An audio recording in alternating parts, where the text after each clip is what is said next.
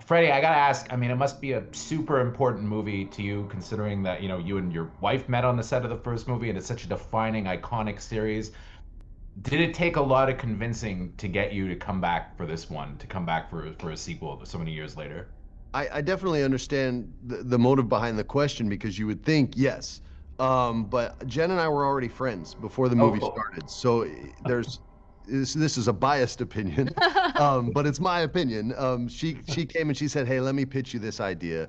Let me tell you where I think Ray and Julie are at, and if you like that, let me pitch you the movie that I want to direct." And her vision from that pitch to the final product of the movie somehow I, I don't know how she was able to sort of circumnavigate all the speed bumps that take place when you're making a movie.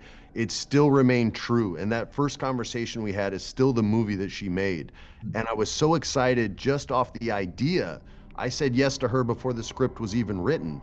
And I went into the meeting thinking I would say no. And I appreciate the love, but I don't think it's the right time, and maybe I'm not the right guy anymore. Like that's what I've said on Scooby, and she's all that and that stuff. I tried to talk about that, but this was a very easy yes, and it was all because this is a character-driven movie, and I think that's what makes the best horror films, or when you can get your hooks into the character and you don't want to take them out. They're your hooks. That's such a bad pun. I didn't mean to do that. But when you can sort of grab onto somebody and say, I'm not letting you go. I believe in this character and I'm going. That's what made the first movie special. And I think that's what makes this one special as well.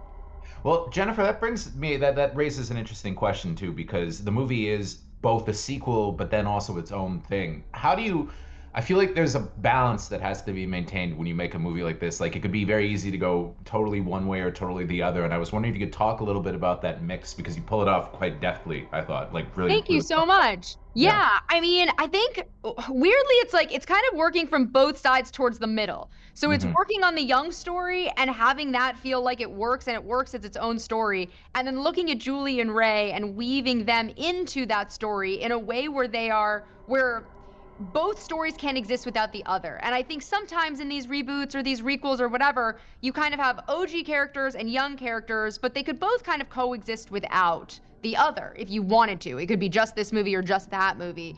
And for me, it was about the kind of like interweaving of the characters and how each of how the young characters and what happened to them and them bringing the OG characters into their world kind of changes both sides.